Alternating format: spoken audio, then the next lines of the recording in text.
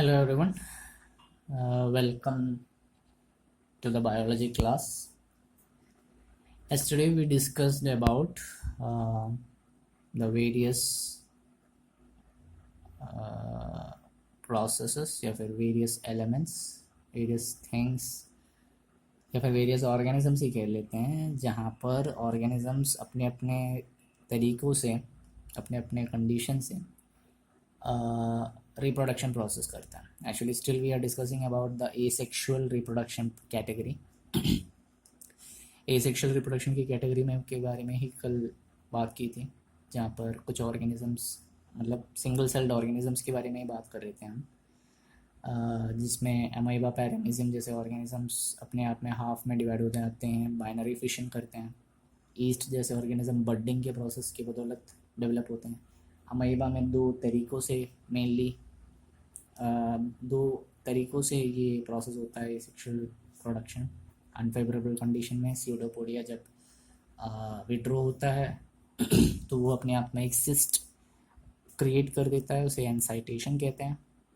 और एक favourable condition मिलने पर यही अमीबा अपने इस चारों तरफ की दीवार को तोड़ देता है, बहुत सारे अमीबा क्रिएट कर देता है, मल्टीपल फिशन के नाम से जाना जाता है. और ये जो सिस्ट होता है ये एक्चुअली स्यूडोपोडियोपोर की मदद से होता है. और इसी प्रोसेस को स्पोरिलेशन के नाम से जाना जाता है.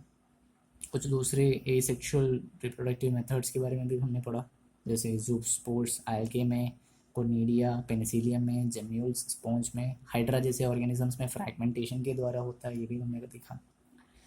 अब कुछ और मेथड्स देख लेते हैं. ये सारे सिंगल सेल्ड ऑर्गेनिजम्स के बारे में था. अब थोड़ा प्लांट्स के केस में देख लेते हैं कैसा क्या होता है. सो प्लांट्स के केस में क्या होता है, जो रिप्रोडक्शन प्रोसेस होता है उसे हम वेजिटेटिव रिप्रोडक्शन के नाम से कहते हैं. It is known as vegetative reproduction. So if someone asks you what is vegetative reproduction, it is nothing but the reproduction product process which takes place with the help of vegetative parts. I'm sorry, it's vegetative part. आप notes में भी correction कर लीजिएगा. VEGTATIVE vegetative नहीं है, vegetative parts हैं. Vegetative नहीं है, वेजिटेटिव पार्ट है. तो वेजिटेटिव पार्ट जो रहता है प्लांट्स का, उस वेजिटेटिव पार्ट्स की बदौलत प्लांट्स अपना ये रिप्रोडक्शन प्रोसेस कराता है.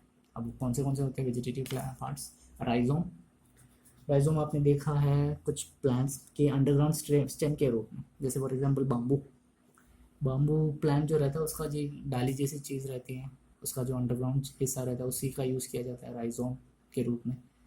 जिंजर में भी यही प्रोसेस रहता है, यही चीज़ रहती है. शक्कर स्ट्रॉबेरी प्लांट्स में ज़्यादातर रहता है.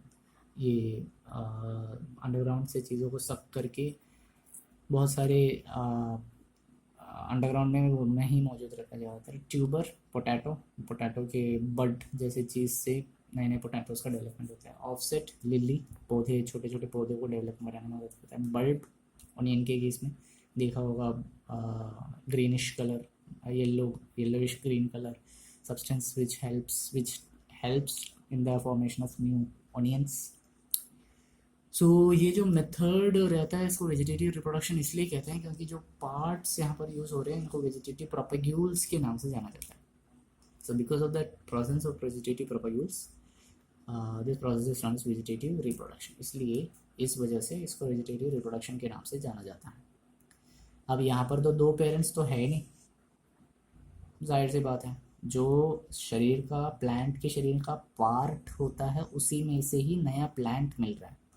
तो जाहिर सी बात है ऐसा जो रिप्रोडक्शन है, ऐसा रिप्रोडक्शन का जो तरीका है वो एक तरह से clearly asexual method of reproduction का ही तरीका है, राइट. क्योंकि अगर जैसे हमने कहा था एसेक्सुअल सेक्सुअल रिप्रोडक्शंस दोनों का फ़र्क, एक में सिंगल पेरेंट रहता है, दूसरे में दो पेरेंट रहता है. यहाँ पर तो सिर्फ एक ही पेरेंट है, वो प्लांट का अपना खुद का पार्ट है. ओके. अब जो एसेक्सुअल मेथड ऑफ रिप्रोडक्शन रहते हैं वो ज़्यादातर सिंपल ऑर्गेनिजम्स में ही मौजूद रहते हैं. ऐसे ऑर्गेनिजम्स जो सिंपल ऑर्गेनाइजेशन के रहते हैं, यानी कि अभी जैसे आपने देखा सिंगल सेल वाले ऑर्गेनिज्म उनमें, जैसे हाइड्रा अमीबा इनमें, और ऐसे ऑर्गेनिज्म जो अपना सिर्फ पार्ट शरीर के हिस्से ही यूज़ करते हैं, ज़्यादा एक्स्ट्रा उनमें शरीर के हिस्से मौजूद नहीं रहते हैं। प्लांट्स में ज़्यादा से ज़्यादा अपने सेल्स रहते हैं, बहुत सारे सेल्स के तो होते ही हैं ज़रूर, लेकिन अपना खुद का पार्ट, शरीर का पार्ट ही वो यूज़ कर पाते हैं। Okay, clear. अब जो एसेक्सुअल मेथड ऑफ रिप्रोडक्शन है उसको जो प्लांट्स के केस में अगर देखा जाए, या फिर सिंपल ऑर्गेनिजम्स जो रहते हैं वो वेजिटेटिव या फिर एसेक्सुअल मेथड भी यूज़ कर लेते हैं, और सेक्सुअल मोड ऑफ रिप्रोडक्शन भी हायर प्लांट्स यूज़ कर लेते हैं। जो बड़े बड़े प्लांट्स रहते हैं, जैसे फ्लावर देने वाले प्लांट्स, अगर आप किसी प्लांट में फ्लावर देख पा रहे हो, it means there had happened asexual method of reproduction. Okay, और छोटे छोटे प्लांट्स जैसे अभी कुछ एग्जांपल्स आपको बताए थे, potato, strawberry, lily, onion, ginger, rhizome, sweet potato, जो भी वेजिटेबल्स वगैरह रहते हैं, ज़्यादातर जो फ्लावर देने वाले नहीं होते हैं उनमें ये एसेक्सुअल या फिर वेजिटेटिव मेथड ही ज़्यादातर पाया जाता है। But in case of animals के केस में क्या होता है, they only and only show sexual mode of reproduction, क्योंकि उनमें दो पेरेंट्स वहाँ पर होना बहुत ज़रूरी है। तो एनिमल्स के केस में एक तरह से देखा जाए सेक्सुअल रिप्रोडक्शन ऑफ मेथड ही होगा। Okay, clear. यहाँ पर एक छोटा सा वर्क आपको देंगे जो आपको करना पड़ेगा। जो ऑर्गेनिजम्स हैं जो आपके साइंस के मतलब बायो के जो ई बुक है आपके पास PDF, उसमें फिगर 1.1 में एक छोटा सा फिगर दे रखा है जिसमें बहुत सारे ऑर्गेनिजम्स हैं, उनके नीचे लाइफ स्पैन दे रखा है। तो आपको एक टेबल बनाना होगा like this form, name of organism left side में लिख के, एलिफेंट, क्रोकोडाइल, पैरेट, जो भी ऑर्गेनिज्म है उसका एक टेबल बनाना है। राइट साइड में उसका लाइफ स्पैन लिखना होगा। आपको अगर सबके लाइफ स्पैन नहीं मिल पा रहे हैं, आप एवरेज लाइफ स्पैन लिखना है आप लोगों को। अगर आप लोगों को लाइफ स्पैन नहीं मिल रहा है then just inform me, I will help you out. लेकिन मैक्सिमम से मैक्सिमम आपको अपने आप सॉर्ट आउट करना पड़ेगा। Okay, so next method of reproduction is sexual method of reproduction. क्या होता है सेक्सुअल मेथड ऑफ रिप्रोडक्शन में? The male and female gamete are present there. एक ही इंडिविजुअल के भी हो सकते हैं या फिर अलग जेंडर के अलग अलग इंडिविजुअल के भी हो सकते हैं। यानी कि आपने सुना होगा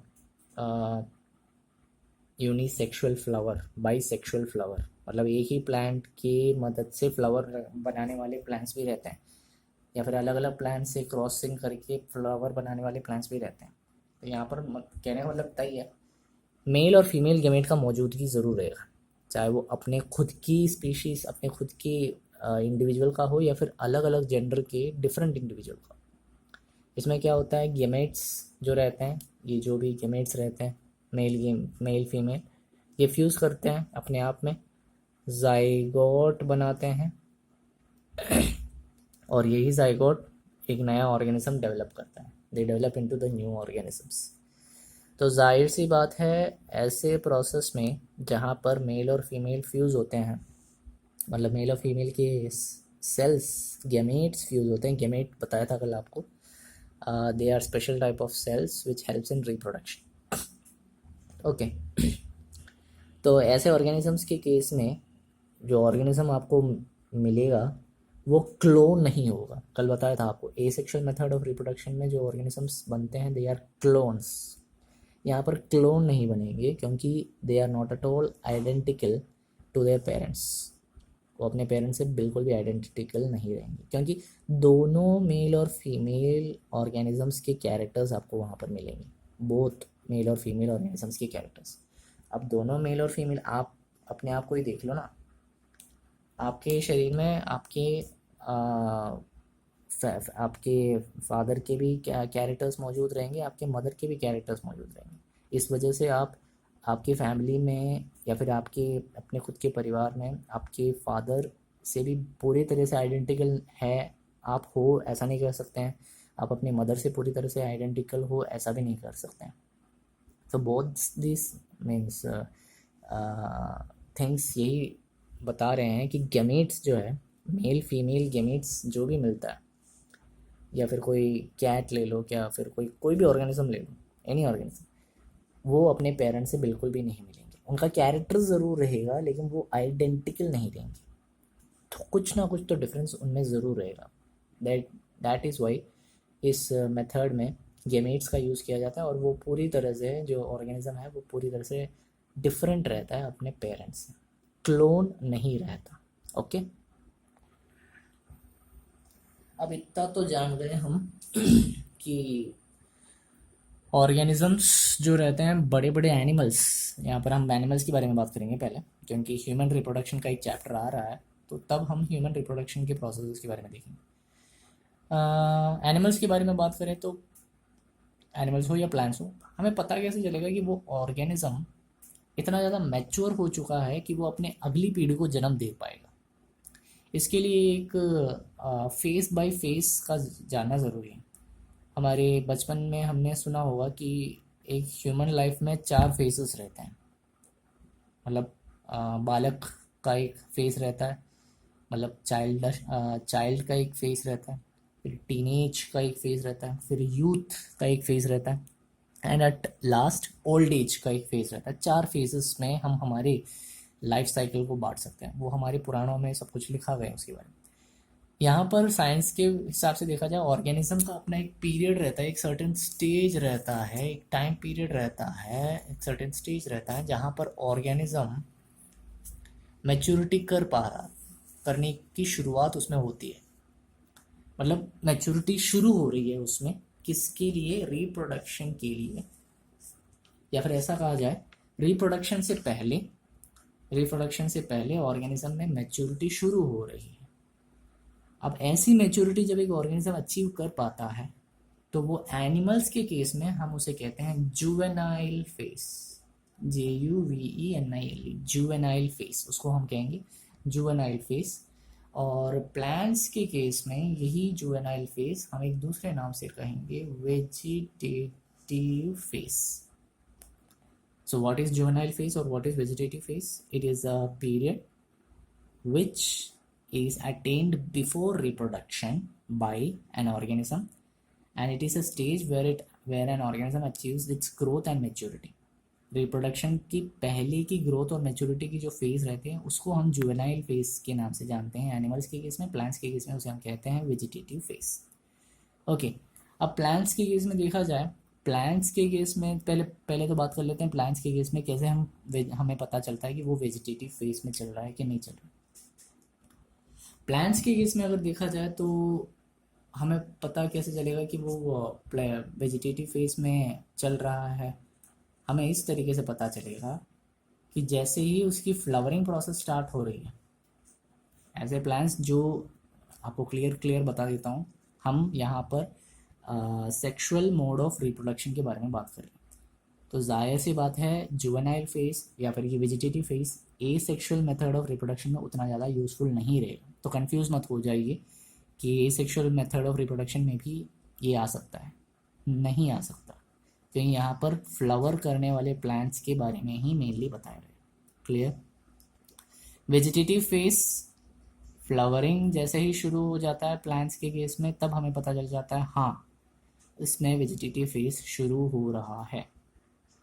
ओके, लेकिन फिर भी कुछ प्लांट्स ऐसे रहते हैं, अब नॉर्मली प्लांट्स के बारे में बात किया जाए, कुछ प्लांट्स ऐसे रहते हैं जो एनुअल प्लांट रहते हैं या फिर जो बाइनियल प्लांट रहते हैं। एनुअल प्लांट मतलब साल में एक बार फूल ज़रूर देने वाले प्लांट्स, बाइनियल प्लांट्स मतलब 2 साल में एक बार फूल देने वाले प्लांट्स, फ्लावरिंग प्लांट्स रहते हैं।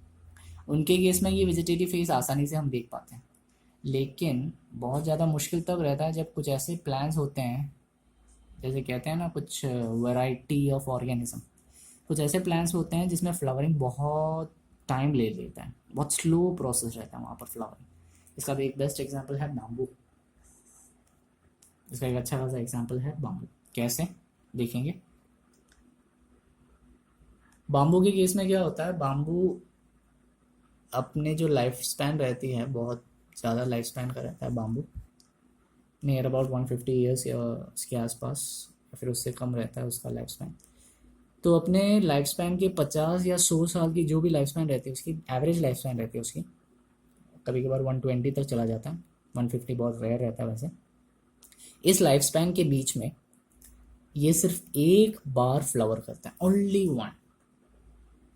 साल में सिर्फ एक बार, साल में मतलब 50 या 100 सालों में एक बार फ्लावर करने वाला प्लांट रहता है बाम्बू प्लांट्स। तो इस वजह इस हिसाब से कहा जाए, आपको बाम्बू का एक एग्जांपल मैंने वेजिटेटिव रिप्रोडक्शन में भी दिया था, यानी कि वहाँ पर कुछ ऐसे प्लांट्स ज़रूर हैं जो सेक्सुअल रिप्रोडक्शन के ज़रिए फ्लावर भी देते हैं, मतलब बहुत कम प्लांट्स रहेंगे। यानी कि आप इसमें ऐसा एक कंक्लूजन ला सकते हो कि जिनका लॉन्गर लाइफ स्पैन रहता है कुछ प्लांट्स में, वो ज़्यादा से ज़्यादा सेक्सुअल मेथड ऑफ रिप्रोडक्शन में आ सकते हैं। कम्प्लीटली आएंगे ज़रूरी नहीं, ये एक एक्सेप्शन है बस। आपने देखा बाम्बू प्लांट का जो है वो एग्जांपल आपको ए सेक्सुअल मेथड ऑफ रिप्रोडक्शन में भी बताया था आप लोगों को, राइजोम की कैटेगरी में बताया था। तो ये एक एग्जांपल है बाम्बू। एक दूसरा प्लांट है जिसका साइंटिफिक नेम है स्ट्रोबिलैंथस कुंतियाना, स्ट्रोबिलैंथस कुंतियाना, या फिर उसको कहते हैं नीलकुरिनी, NWLAKURUNJI, सॉरी, नीलकुरिनी। इसकी खासियत 12 साल में एक बार फ्लावर करता है, ब्लू कलर का फ्लावर रहता है, बहुत ब्यूटीफुल रहता है 12 साल में। इसकी खासियत, नीलकुरिनी की खासियत, 12 साल में एक बार ये फ्लावर करता है। ये केरल, तमिलनाडु, कर्नाटका के बॉर्डर जो रहते हैं, खासकर केरल तमिलनाडु के बॉर्डर्स में ज़्यादा से ज़्यादा पाया जाने वाला एक जगह है, मुनार जिसे कहते हैं। वहाँ पर 12 साल में एक बार जब ये फ्लावर करता है तो इसे देखने के लिए पूरे दुनिया से, अलग अलग देशों से, विदेशों से लोग आते जाते रहते हैं ये सिर्फ इस प्रोसेस को देखने के लिए, क्योंकि ये जो रहता है 12 साल में एक बार रहता है और वो ब्लू कलर का फ्लावर रहता है पूरे, मतलब वहाँ पर जो भी मतलब एक बड़ा सा एस्टेट जैसा रहता है, बगीचा नहीं कह सकते उसे, एस्टेट कहते हैं, बहुत बड़ा एक बगीचा कहते हैं, एस्टेट, वहाँ पर ये फैला हुआ रहता है और बहुत ब्यूटीफुल रहता है। और ठंड के मौसम में ये ज़्यादातर जब देखने जाते हैं सैलानी, टूरिस्ट वगैरह, इट्स एन अमेजिंग एक्सपीरियंस। आज तक देखा नहीं है, लेकिन ज़रूर आप कभी, आपको जब टाइम मिले तो ज़रूर देखना। 12 साल में एक बार होता है। लास्ट टाइम ये I think, I don't remember correctly, could be in 2012 और 13, आई एम नॉट श्योर, शायद तक उसी टाइम पर हुआ था इसकी फ्लावरिंग प्रोसेस, या फिर उससे पहले भी हुआ था, आई डोंट रिमेंबर क्लियरली।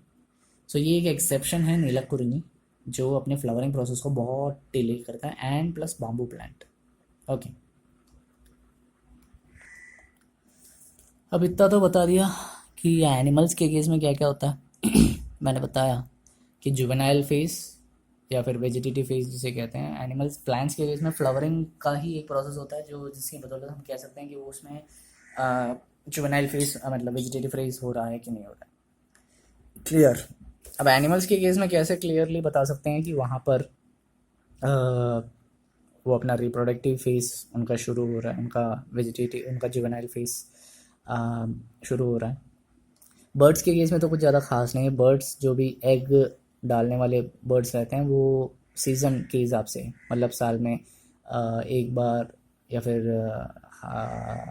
2 साल में एक बार ये कभी ये अपने एग डालते रहते हैं। कुछ एनिमल्स भी ऐसे होते हैं जो एग डालते हैं, जैसे रेप्टाइल्स वगैरह रहते हैं। लेकिन कुछ एनिमल्स जो मैमल कैटेगरी में रहते हैं, मैमल क्या होता है? ऐसे animals that give milk to young ones, अपने बच्चों को दूध देने वाले जो एनिमल्स रहते हैं, अपने ही बच्चों को दूध देने वाले जो एनिमल्स रहते हैं उनको कहा जाता है मैमल्स के केस में ये जो रिप्रोडक्टिव फेज़ रहता है, जो भी रिप्रोडक्शन का फेज़ रहता है, उसमें थोड़ा थोड़ा चेंज ज़रूर दिखेगा। उसकी वजह बताएंगे आपको। कुछ एनिमल्स, एग लेइंग एनिमल्स भी रहते हैं, उनमें ज़्यादा फिजिकल चेंज ज़रूर कुछ खास नहीं दिखेगा आपको। जैसे मैंने कहा आपको, रेप्टाइल्स, स्नेक्स, जैसे फॉर एग्जांपल स्नेक्स हैं, या फिर लिज़ार्ड है, क्रोकोडाइल है, ऐसे एग देने वाले जो एनिमल्स रहते हैं उनके केस में ये एक एक्सेप्शन कह सकते हैं आप कि उनमें ज़्यादा चेंजेस नहीं दिखेगा। But in case of mammals कुछ चेंजेस आपको ज़रूर दिखेंगे। अब वो कौन से मैमल्स में आपको चेंजेस दिखेंगे वो भी आपको बता देते हैं।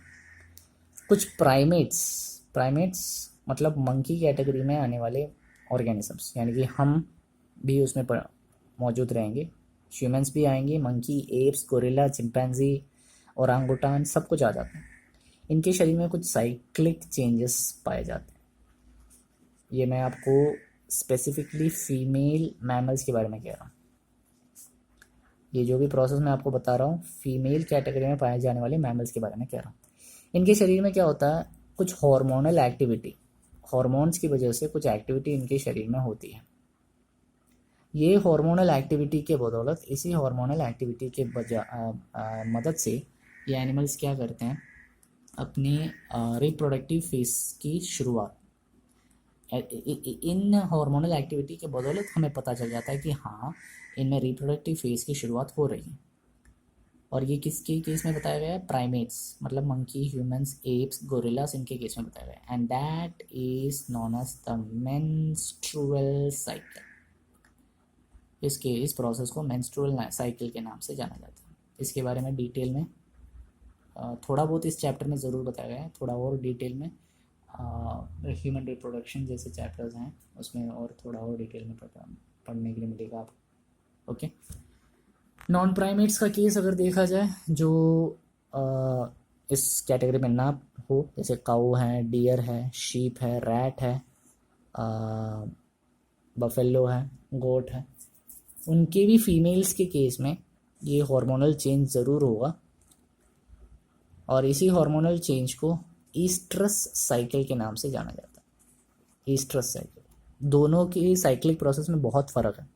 यहाँ पर हार्मोनल एक्टिविटी से इनकी शरीर कंट्रोल कर सकते हैं, लेकिन यहाँ पर ईस्ट्रस साइकिल के बदले इसको ज़्यादा कंट्रोल नहीं किया पा सकता।